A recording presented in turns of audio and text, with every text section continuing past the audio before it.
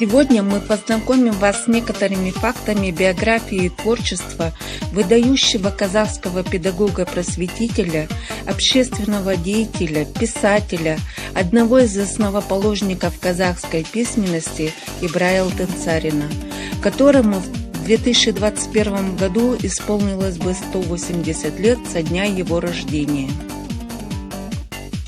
Ибрай Алтынсарин родился 20 октября 1841 года в ауле Жанбурчи Ара-Карагайской волости Николаевского уезда, ныне Затобольский район Костанайской области.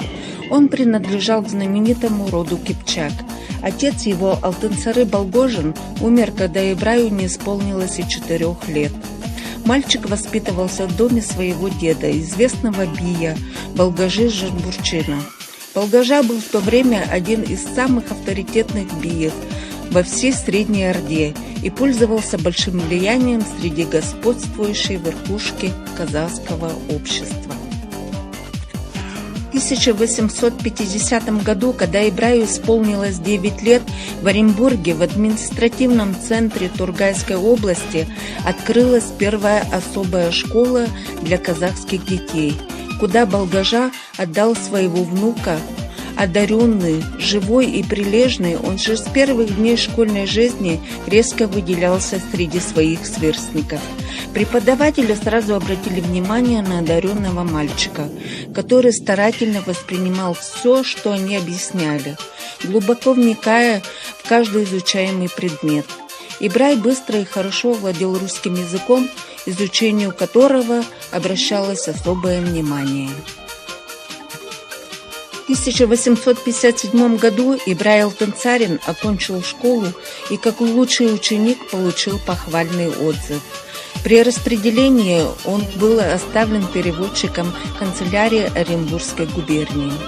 2 последующих года Ибрай Алтынсарин упорно самостоятельно занимался, значительно углубляя свои знания в области русской литературы, изучает историю своего народа. Ибрай Алтынсарин положил начало светскому образованию казахского народа. При его непосредственном участии в 1864 году была открыта начальная школа для казахских детей в Торгае. С этого момента начинается его просветительская и педагогическая деятельность. По его инициативе и на собранные им средства в 1884 году открылись волостные школы в Илецкой защите, Иргизе, Николаевске, Актюбинске, а в 1887 году Ибрай Алтынсарин добился и открытия первой женской школы в Иргизе. Его принадлежит огромная заслуга в деле создания учебников на казахском языке, алфавита и письменности на основе русской графики. Кроме того, он участвовал в разработке учебников русского языка для казахских школ. Литературная деятельность Ибрая Алтынсарина начиналась с написания им казахской хрестоматии, которой он посвятил 3 года. Им были созданы более 100 больших и малых литературных произведений. Среди них 35 стихотворений, 50 рассказов и неисчислимое множество других образов в казахской литературе. Почти 20 лет он занимал руководящие должности в системе народного просвещения. Долгое время был инспектором по народному образованию. Именно в этом посту Ибрай Алтынсарин проявил себя как выдающимся организатором, талантливым педагогом, известным писателем и крупным общественным деятелем. Хорошо знал и ценил Ибрая Алтынсарина Абай Кунанбаев. В рукописях Абая, наряду с переводами произведений Пушкина, Лермонтова, включились и стихотворения Ибрая Алтынсарина.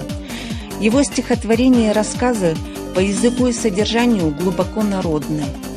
В них автор талантливо выражает общечеловеческие идеи, поэтому эти произведения близки и понятны не только для его современников, но и для нас, потомков. Ибрай Алтынсарин умер 29 июля 1889 года. Ему было всего 48 лет. Похоронен недалеко от своего дома на берегу реки Тобола, рядом с могилой отца. В честь выдающего педагога в 2007 году Министерством образования и науки Республики Казахстан была учреждена ведомственная награда «Нагрудный знак Ибрай Алтынсарин».